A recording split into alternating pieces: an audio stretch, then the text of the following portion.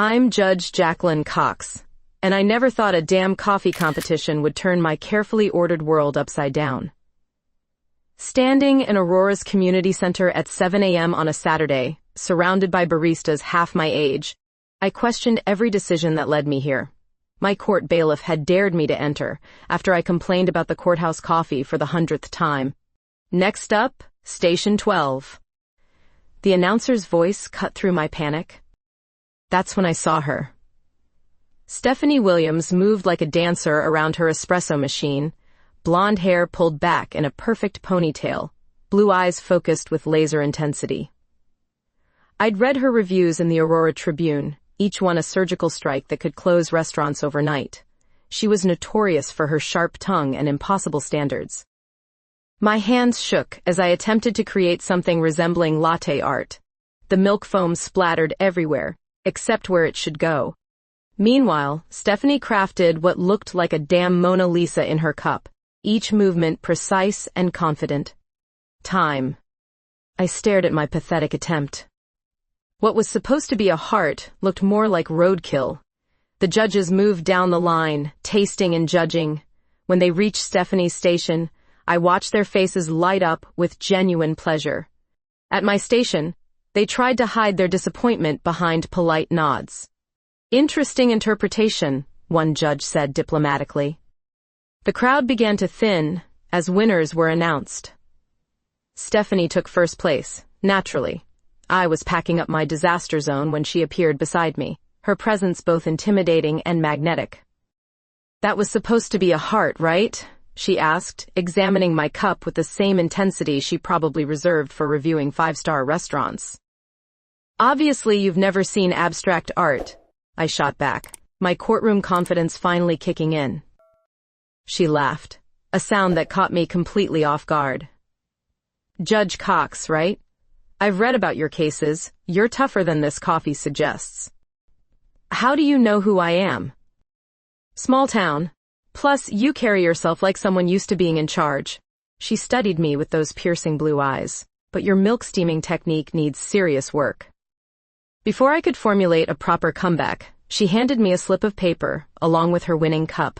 Try this. If you can figure out what I did differently, call me. I looked down at the paper.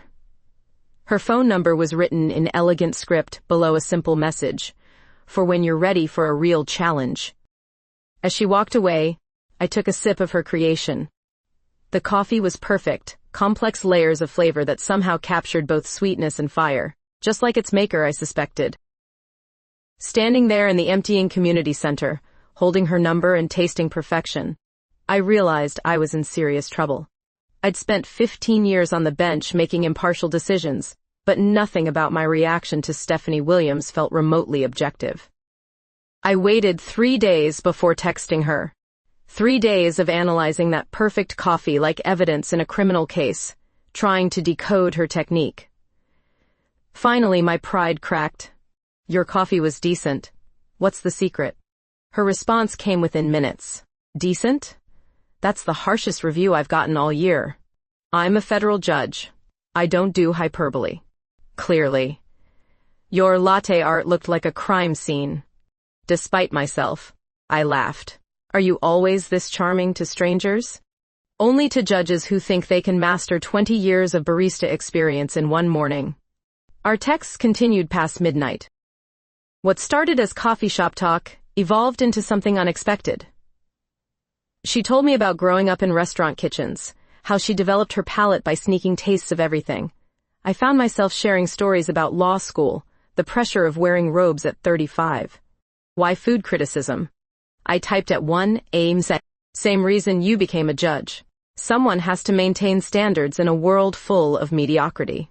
That's surprisingly philosophical for someone who once wrote, "This pasta tastes like disappointment wrapped in sadness." You read my reviews? Shit, I'd revealed too much. Research. Know thy enemy. Enemy? I thought we were becoming friends. The word friends hung there in my dark bedroom. I stared at my phone, knowing this was dangerous territory but unable to stop myself from stepping forward. By week 2, our conversations had moved from coffee technique to personal confessions.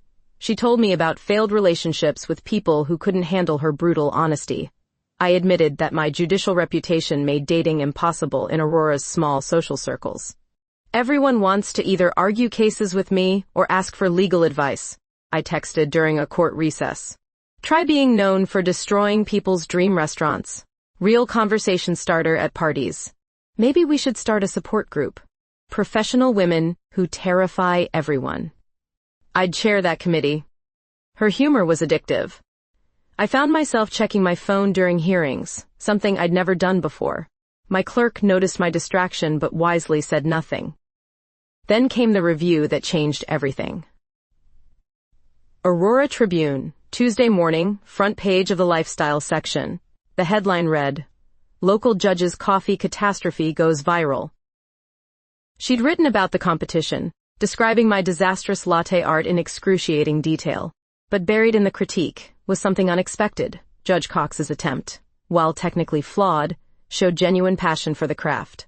Sometimes enthusiasm matters more than expertise. The article went viral locally. My colleagues teased me mercilessly. But that afternoon, I found an envelope slipped under my chamber's door. Inside was a coffee shop gift card and a note for practice sessions. Your technique needs work, but your spirit is perfect. S. I called her that evening. You made me famous, I said when she answered. Infamous, actually. There's a difference. Why the gift card? Because I meant what I wrote. You have potential. For coffee? A pause. Among other things. Her voice had changed, become softer somehow. I felt something shift between us, an acknowledgement of what we'd been dancing around for weeks. Stephanie? Yeah? Want to teach me properly? Another pause. My place or yours? Neutral territory. Courthouse coffee cart, tomorrow morning. You want me to witness that tragedy they call coffee? I want to see if you're brave enough to be seen with Aurora's most infamous amateur barista. Her laugh sent warmth through my chest. Challenge accepted, Your Honor. Stephanie showed up at the courthouse coffee cart at exactly 8 a.m., looking like she'd stepped out of a magazine despite the early hour. Her blonde hair caught the morning light, and those blue eyes surveyed the pathetic setup with the expression of a critic approaching a condemned restaurant. This is your idea of neutral territory? She asked, eyeing the ancient espresso machine with obvious skepticism. It builds character, I replied, ordering my usual. 2 coffees, whatever passes for your daily special. The courthouse barista, Miguel, grinned at me. Judge Cox bringing in a consultant? Something like that. I handed Stephanie her cup, watching her take a tentative sip. Her face was a masterclass in diplomatic horror. This tastes like it was filtered through a gym sock, she whispered. Welcome to my daily reality. We found a bench in the courthouse plaza, early morning commuters rushing past us. Stephanie studied me over her terrible coffee, and I felt exposed in a way that had nothing to do with the morning chill. You know, most people are intimidated by me, she said quietly. Most people haven't spent 15 years listening to defense attorneys make excuses. Fair point. She set down her cup. But you're different. You actually argue back. Is that a problem? It's refreshing. Her smile was softer than any I'd seen in her food photos. Usually people either worship me or hate me. You just treat me like a person. Something shifted in her voice. A vulnerability that caught me off guard. This was the woman who'd written reviews so savage they became local legend, yet here she sat looking almost fragile in the morning light. Maybe because I know what it's like, I said. Being the person everyone's afraid of disappointing. Or the person they blame when things go wrong. Our eyes met, and I felt something electric pass between us. Not just attraction, though that was definitely there, but recognition. 2 women who'd built careers on being untouchable, suddenly finding someone who understood the isolation that came with the territory. Jacqueline? She leaned closer, close enough that I could smell her perfume mixing with the awful coffee. Yeah? I think we should continue this conversation somewhere with better beverages. Before I could overthink it, I heard myself saying, my chambers have a decent coffee maker. Her eyebrows rose. Is that appropriate, Your Honor? Probably not. Good. I hate appropriate. 20 minutes later, we were in my chambers. The door closed behind us. My office felt different with her in it, smaller somehow, charged with an energy I wasn't used to experiencing in this professional space. This is much better, she said, examining my coffee setup with professional interest. French press, good beans, proper grinder. You do know quality when you see it. I have hidden depths. She turned from the coffee station, and suddenly we were standing close, too close for casual conversation. The morning light streaming through my windows highlighted the gold in her blonde hair, made her blue eyes look almost luminous. Stephanie, I started, but she stepped closer. You know what I think your real problem is with coffee? She asked, her voice barely above a whisper. What's that? You're overthinking it. Sometimes you just have to trust your instincts. Her hand brushed mine as she reached for the coffee press, and the simple contact sent electricity up my arm. We were both breathing differently now, the air between us thick with possibility. Is that professional advice? I managed. Nothing about this is professional anymore. She was right. Everything about this moment violated every boundary I'd carefully constructed in my career. But standing there in my chambers, with Aurora's most feared food critic looking at me like I was something worth savoring, I found I didn't care about boundaries. When she leaned in, I met her halfway. The kiss was soft at first, tentative, both of us testing unfamiliar waters. Then her hand found the back of my neck, and something inside me ignited. I pressed her against my desk, months of tension finally finding release. We broke apart, both breathing hard. That was definitely inappropriate, I whispered against her lips. Completely unprofessional, she agreed, pulling me back for another kiss. The annual judicial dinner party was my chance to prove I had a life outside the courtroom. 15 of Aurora's legal elite gathering in my dining room, discussing cases over expensive wine and catered cuisine. What I hadn't planned was Stephanie Williams showing up as my guests +1. Judge Cox, you remember Stephanie? Attorney Morrison said, guiding her into my foyer. She's reviewing the caterer tonight for next week's column. My stomach dropped. Of course she was here to work, not to see me. We'd barely spoken since that morning in my chambers 3 days ago, both of us apparently pretending it never happened.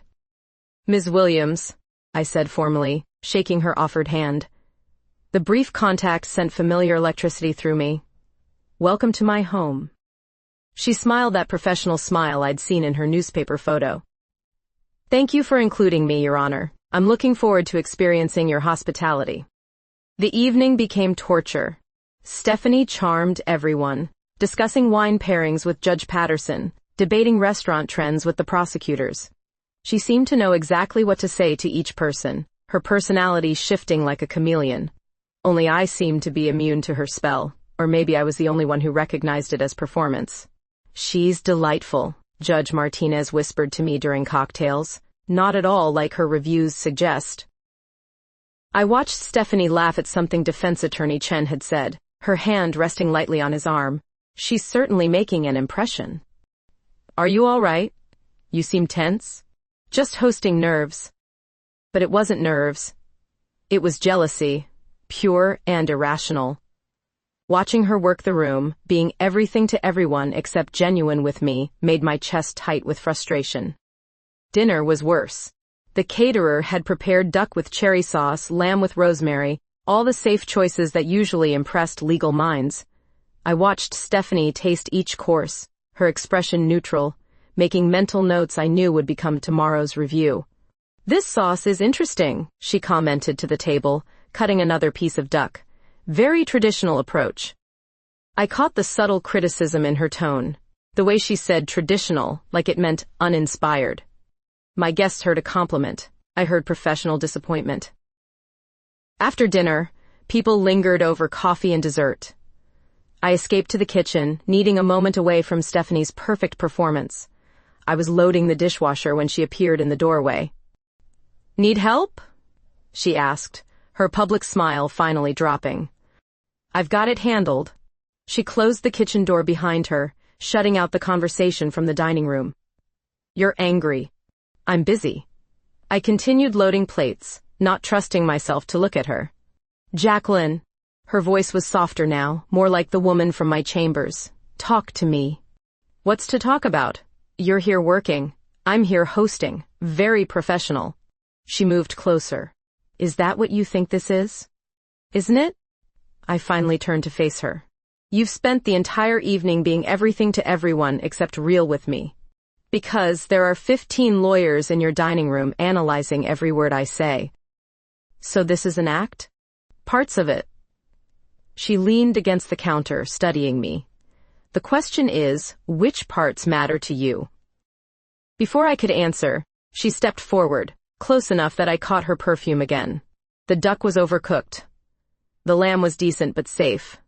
Your wine choices were excellent, and your guests think you're sophisticated for having me here. Great. Professional review complete. But you want to know what I really think? I waited. I think you invited me here because you wanted to see me again, and you're too scared to admit it. Her words hit too close to truth. That's presumptuous. Is it wrong? She was close enough now that I could see the flecks of gray around her blue irises, could count the freckles across her nose that makeup couldn't quite hide. This close, the performance fell away completely. Stephanie? Yes or no, Jacqueline? Did you want to see me again? The kitchen felt too small, too warm. I could hear my guests laughing in the next room, discussing cases and politics. Normal, safe conversation. Nothing like the dangerous current running between Stephanie and me. Yes, I whispered. She smiled, and this time it was completely genuine. Good, because I've been thinking about our morning together constantly. Then she kissed me, right there in my kitchen, with 15 of Aurora's legal establishment 20 feet away. It was reckless and perfect, and everything I'd been craving since she walked out of my chambers. When we broke apart, I was breathless. They'll notice we're both gone. Then we better get back. But she didn't move away. Dinner tomorrow? Somewhere that's not catered? Are you asking me on a date, Ms. Williams? I'm asking if you're brave enough to find out what I'm really like when I'm not performing. Our first real date was supposed to be at Le Bernardin, Aurora's most sophisticated restaurant. I'd made reservations weeks in advance, planned every detail. What I hadn't planned was the worst blizzard in Colorado's recorded history hitting Aurora at exactly 6 p.m. The restaurant's closed, Stephanie said, standing in my apartment doorway covered in snow. Emergency weather advisory. Nothing's open downtown. She looked like a snow angel. Blonde hair darkened with moisture, cheeks pink from the cold. Her usual polished appearance was gone, replaced by something more vulnerable and infinitely more appealing. I'm sorry, I said, helping her out of her coat. I wanted tonight to be perfect. Perfect is overrated. She looked around my apartment, taking in the floor-to-ceiling windows that now showed nothing but swirling white. This is better. More honest. The power flickered ominously, as if emphasizing her point. I checked my phone. Weather service says this could last until tomorrow morning. Looks like you're stuck with me. There are worse fates. I ordered Chinese takeout before the delivery services shut down, grateful to catch the last order before the storm worsened. We ate by candlelight when the power finally gave up, sitting on my living room floor with cartons of lo mein and cheap wine from my emergency stash. This is terrible wine, Stephanie said, taking another sip. I know. It was a gift from my law clerk. The lo mein isn't much better. I know that too. She laughed, the sound echoing in my darkened apartment. And yet, this is the best date I've had in years. Even though everything went wrong? Because everything went wrong. She leaned back against my couch, studying me in the candlelight. When was the last time you did something unplanned? I considered the question. I don't remember. That's what I thought. You're terrified of losing control. Control keeps me alive in my job. What about in your life? The question hung between us like the snow outside. She was right, of course. Every aspect of my existence was carefully managed, from my calendar to my relationships to my emotions. Truth or dare, she said suddenly. What? Come on. When's the last time you played Truth or Dare? I'm 35 years old. Exactly. Truth or Dare. Despite myself, I found the game intriguing. Truth. Have you ever been with a woman before? The directness of her question caught me off guard. In the candlelight, her blue eyes seemed to glow with curiosity and something deeper. No, I admitted. You? My turn to ask. Truth or Dare? Truth. Yes, several times. Most recently about 6 months ago. She took another sip of terrible wine. Your turn. Truth or Dare? Dare. I felt emboldened by the wine and the intimacy of our situation. Kiss me. That's not much of a dare, isn't it? She leaned forward, closing the space between us on my living room floor.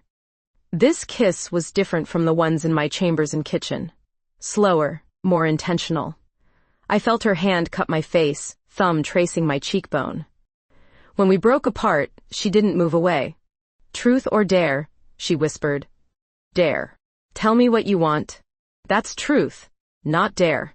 No. Daring yourself to be honest about what you want. That's the hardest dare of all. I looked at her in the candlelight, snow still swirling outside. The rest of the world disappeared. Everything about this moment was outside my control, and for once that didn't terrify me. I want you, I said quietly. I want to stop pretending this is just attraction or curiosity. I want to know what it feels like to be with someone who sees through all my careful control. She smiled, and it was the most genuine expression I'd ever seen from her. Now that's honest. She leaned in again, and this time when she kissed me, I let myself fall completely. Her hands found the buttons of my shirt while mine tangled in her hair.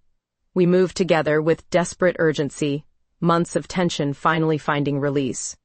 She whispered my name against my throat, and I felt something fundamental shift inside me. This wasn't just physical attraction or storm-induced intimacy. This was something deeper, more dangerous, more real than anything I'd experienced before. The blizzard raged outside, but inside my apartment, wrapped in Stephanie's arms, I felt completely safe for the first time in years. Morning light filtered through my bedroom windows, revealing the extent of last night's storm. 2 feet of snow blanketed Aurora, trapping us in a world that felt separate from reality. I woke to find Stephanie beside me, blonde hair fanned across my pillow, looking younger in sleep. She stirred as I shifted, blue eyes opening slowly.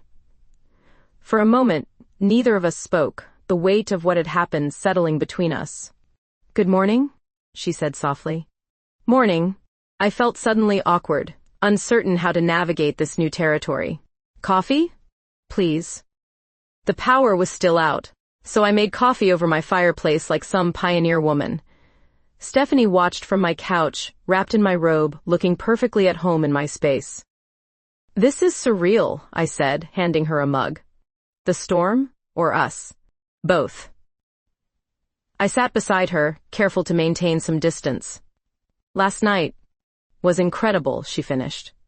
But you're having second thoughts. Aren't you? She studied me over her coffee. About sleeping with you? No. About what it means? Absolutely. Her honesty was refreshing and terrifying. This complicates everything. Only if we let it.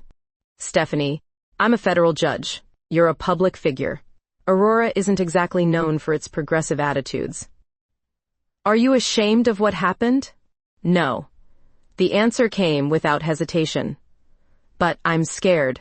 She set down her coffee and moved closer, her hand finding mine. Tell me what scares you. Losing control, making headlines for the wrong reasons, ruining both our careers. I paused. Wanting something I can't have. Who says you can't have it? Reality, society, professional standards. Screw professional standards. Her vehemence surprised me. Do you know what I was thinking last night, before the storm hit? I shook my head. I was terrified you'd see through my act at dinner. That perfect restaurant critic facade I put on for everyone. She looked out at the snow. But you saw through it anyway, didn't you? Yes. And you kissed me anyway, In your kitchen, with 15 lawyers 20 feet away. She turned back to me. That wasn't professional standards, Jacqueline. That was courage. Something in her voice made me really look at her. Beneath the confidence, I saw vulnerability she rarely showed. Are you really afraid of? I asked. That you'll decide I'm not worth the risk. Her voice was barely a whisper. That when the snow melts and reality comes back, you'll choose your perfect reputation over whatever this is. I reached for her face, thumb tracing her cheekbone like she'd done to me. What if I told you that last night was the first time in years I felt like myself instead of Judge Cox? I'd say you're braver than you think. And if I told you that scares the hell out of me, I'd say fear isn't always a bad thing. Sometimes it means you're about to do something important. She was right. Everything about this was important, terrifying, and completely outside my comfort zone. But looking at her in my robe, in my apartment, drinking coffee made over my fireplace, I realized comfort zones were overrated. The snow's not melting anytime soon, I observed. Nope. We're stuck here together. Terrible situation, she agreed, moving closer. Absolutely awful. When she kissed me this time, it wasn't desperate like last night. It was slower, more intentional, like she was memorizing the taste of me. I pulled her closer, letting myself fall into the sensation of her mouth, her hands, her warmth. Jacqueline? She murmured against my lips. Yeah? For the record, you're definitely worth the risk. I smiled, pulling her down onto the couch. Show me. Outside, Aurora remained buried under snow, cut off from the world. But inside my apartment, wrapped up with Stephanie Williams, I felt more connected to something real than I had in my entire adult life. The storm had forced us together, but what kept us there was choice. Pure, terrifying, wonderful choice. 3 weeks after the storm, we developed a routine of careful secrecy. Stephanie would text me coded messages about coffee consultations when she wanted to see me. I'd respond with equally vague judicial scheduling updates. Aurora's legal and culinary communities remained blissfully unaware that their most feared critic and strictest judge were sneaking around like teenagers. Your place or mine? Became our standard evening question. Her apartment was sleek and modern, filled with cooking equipment and wine she actually enjoyed. Mine was traditional, book-lined, with a fireplace we'd learned to use for more than just emergency coffee. The thrill of secrecy added electricity to every stolen moment. Quick kisses in courthouse hallways when no one was looking. Her hand brushing mine when she'd accidentally bump into me at legal functions. Text messages during court sessions that made me fight to keep my judicial composure. You're glowing, my clerk observed one afternoon. New skincare routine? Something like that, I replied, thinking of how Stephanie had woken me up that morning. But the secrecy came with costs. When Mayor Davidson held his monthly charity gala, I watched Stephanie across the ballroom, knowing I couldn't approach her. She was there reviewing the catering. I was there fulfilling judicial social obligations. We moved in the same circles but couldn't acknowledge what we meant to each other. Then I saw her talking to District Attorney Morrison, his hand resting possessively on her arm as he laughed at something she'd said. My wine glass suddenly felt fragile in my grip. Handsome couple, Judge Patterson commented, appearing beside me. Are they? I managed. Morrison's been pursuing her for months. Smart man. She'd be quite the trophy wife for someone with political ambitions. Trophy wife. The words hit me like ice water. Is that how people saw her? How they'd see us if they knew? I watched Morrison lean closer to whisper something in Stephanie's ear, watched her polite smile that I now knew was her professional mask. But when she caught my eye across the room, her expression changed completely. Real warmth, real longing, just for a second before she looked away. That's when I realized I was tired of pretending. I walked across the ballroom with deliberate purpose, ignoring the conversations that stopped as I passed. Stephanie saw me coming, her eyes widening slightly. Miss Williams, I said formally, extending my hand. May I have this dance? Morrison looked confused. Judge Cox, I didn't realize you two knew each other. We've become acquainted through Aurora's coffee culture, Stephanie replied smoothly, taking my offered hand. The ballroom had a small dance floor where a few couples swayed to generic jazz. I led Stephanie there, acutely aware of the attention we were drawing. Two powerful women dancing together might seem innocent to some, but I could feel speculative gazes following us. "What are you doing?" she whispered as I pulled her closer than strictly appropriate. "I'm tired of watching other people touch you. Jacqueline, people are staring. Let them stare." She looked up at me, surprise mixing with something that might have been pride. "You're being reckless." "I'm being honest." The song ended, but I didn't step away. Instead, I kept my hand on her waist, kept her close enough that anyone watching would know this wasn't casual. "Your Honor," Morrison appeared beside us, clearly uncomfortable. "Might I cut in?" "Actually," Stephanie said before I could respond, "the judge and I were just discussing a private matter. Weren't we, Jacqueline?" The use of my first name in public was deliberate, intimate, claiming. I felt a thrill of recognition run through me. "Very private," I agreed, then did something that would probably make tomorrow's society pages. I leaned down and kissed her, right there in front of Aurora's political and legal elite. It wasn't a long kiss, barely more than a brush of lips, but it was unmistakably possessive. When we broke apart, the ballroom had gone notably quieter. "Well," Stephanie said, her cheeks flushed, "that was certainly direct. I don't believe in subtext anymore." Morrison had disappeared, along with several other people who suddenly found urgent conversations elsewhere in the room, but Judge Martinez raised his wineglass in a small salute, and I saw Mayor Davidson's wife smile approvingly from across the room. "No going back now," Stephanie observed. "Good," I said, pulling her close again as the next song started.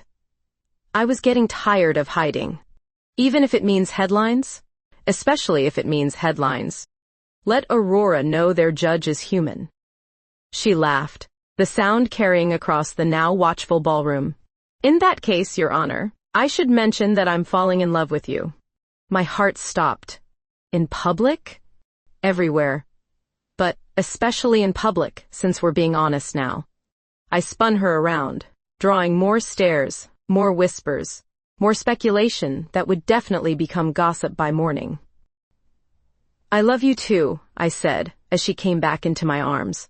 Brave and romantic. I'm impressed. Don't get used to it. I'm still terrified. Good. Fear keeps things interesting. The Aurora Tribune's headline screamed across the front page. "Federal Judge's Same-Sex Romance Sparks Controversy." Below it, a photo from the charity gala showed Stephanie and me dancing, my hand clearly possessive on her waist. The article dissected every moment of our public display, complete with quotes from concerned citizens about judicial propriety. My phone rang constantly. Court administrators, fellow judges, politicians who suddenly had opinions about my personal life. I let them all go to voicemail, sitting in my chambers staring at the newspaper spread across my desk. "This is a disaster," I muttered to my empty office. The real problem wasn't Aurora's reaction, though. The Colorado Judicial Review Board had scheduled an emergency hearing about my conduct unbecoming. Apparently, public displays of affection constituted a breach of judicial ethics when they involved the state's most notorious food critic. Stephanie hadn't returned my calls since the story broke. Her silence hurt more than the professional consequences threatening my career. That evening, I found myself standing outside her apartment with a bottle of wine and no plan. She answered the door looking exhausted, her usual polished appearance replaced by yoga pants and an oversized sweater. "You shouldn't be here," she said, but stepped aside to let me in. Where else would I be? Her apartment felt different, tension crackling in the air between us. She'd been crying, I could tell, though she'd tried to hide it with makeup. "Jacqueline, this is my fault. I should have stopped you at the gala." "Stopped me from what? Being honest about how I feel? From destroying your career for someone like me." "Someone like you?" The phrase hit me wrong. What the hell does that mean? She turned away, arms wrapped around herself defensively. "Someone whose job is destroying other people's dreams. Someone the whole city sees as cruel and heartless." "I don't see you that way." You should. Her voice cracked. Do you know what they're saying about us? That you're having some kind of midlife crisis. That I seduced you for professional gain. That we're both perverts corrupting Aurora's moral fabric. I set down the wine and moved closer. Since when do you care what people say? Since it affects you. Since I watched 15 years of your reputation disappear because you kissed me in public. My choice. Your mistake. The words hung between us like a physical barrier. I felt something cold settle in my chest. Fear mixing with anger. Is that what you think? That loving you was a mistake? I think you got caught up in something new and exciting, and now reality is hitting. She faced me, tears streaming down her cheeks. I think you should walk away before this gets worse. And if I don't want to walk away? Then you're making the biggest mistake of your career. The finality in her voice triggered something primal in me. I crossed the room in 2 steps, backing her against her kitchen counter. Don't tell me what I want, I said, my voice rougher than intended. Don't decide what's best for my life. Jacqueline. No. You don't get to make this choice for both of us. I kissed her then, desperate and demanding, pouring months of love and fear and frustration into the contact. She resisted for maybe 3 seconds before melting against me, her hands fisting in my shirt. This is insane, she whispered against my mouth. Probably. We're going to destroy each other. Maybe. I love you so much it terrifies me. Good, I love you too. I lifted her onto the counter, standing between her legs, both of us breathing hard. Her apartment suddenly felt too warm, too small to contain everything we were feeling. Stay with me tonight, she said, her forehead resting against mine. Just tonight? I don't know about tomorrow, but I know I can't stand the thought of you leaving right now. I looked into her blue eyes, seeing my own fear reflected there. We were both terrified of what loving each other might cost, but more terrified of the alternative. Then, I'll stay. We made love with desperate intensity, as if we could hold back the outside world through sheer physical connection.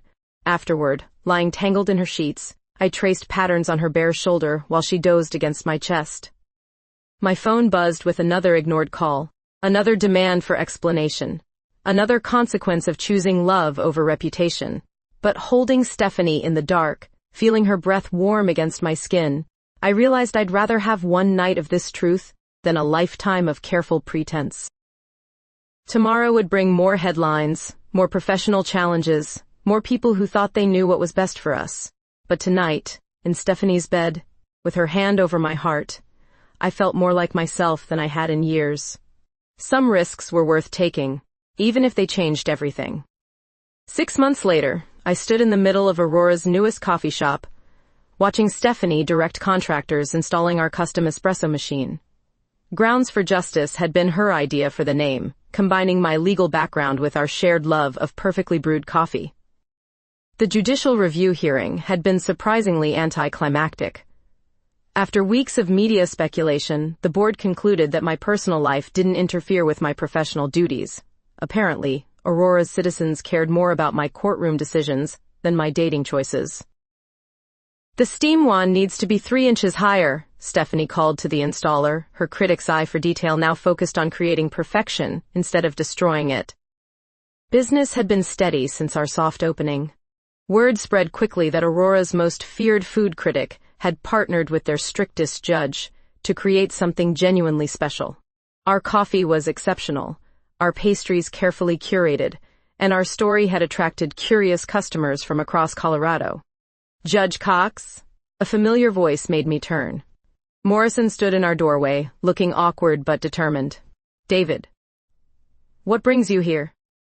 Curiosity, mostly. He looked around, taking in the warm lighting, the comfortable seating, the obvious care we'd put into every detail. Also an apology. For what?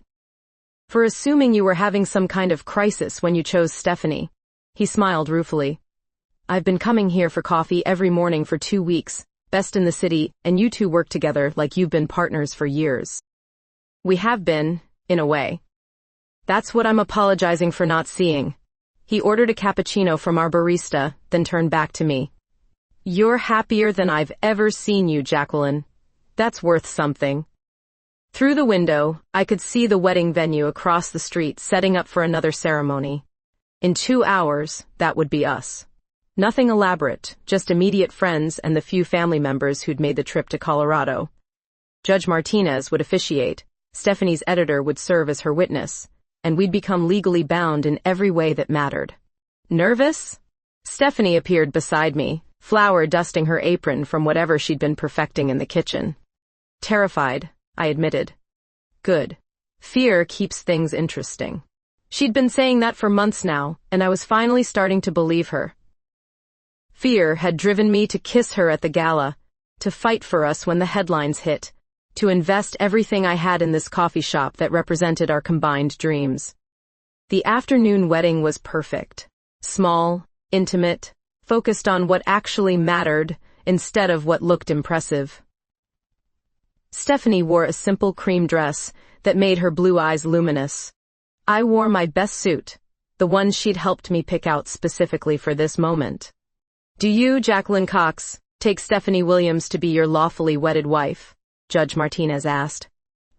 "I do." The words came without hesitation. "And do you, Stephanie Williams, take Jacqueline Cox to be your lawfully wedded wife?" "I absolutely do." Our first kiss as married women drew cheers from our small gathering. Morrison was there, surprisingly, along with several colleagues who'd supported us through the media storm. Stephanie's editor had documented everything, promising a feature story about Aurora's most unexpected love story. The reception took place right here in our coffee shop, surrounded by the life we'd built together. String lights cast warm shadows across the walls, and the aroma of our signature blend mixed with champagne and laughter. "No regrets?" Stephanie asked during our first dance, swaying to music playing from speakers we'd installed behind the counter. "About the coffee shop or marrying you?" "Either." "Both." I looked around at our friends, our business, our future. "Ask me in 50 years. Deal." Later that evening, after our guests had gone home and we'd finished cleaning up, we sat at our favorite corner table sharing a bottle of champagne and watching Aurora's downtown lights twinkle through our windows. "So what now?" I asked. "Now we run a coffee shop, stay married, and see what happens next." "That's your 5-year plan?" "That's my forever plan." She leaned across the table to kiss me, tasting like champagne and promise, though I might expand into light lunch options next year. I laughed, pulling her closer. Always thinking about the next review. Always thinking about the next adventure. Outside, Aurora continued its quiet evening routine. Inside our coffee shop, surrounded by the smell of roasted beans and the warmth of shared dreams, I realized that sometimes the best adventures began with the courage to let someone else see who you really were.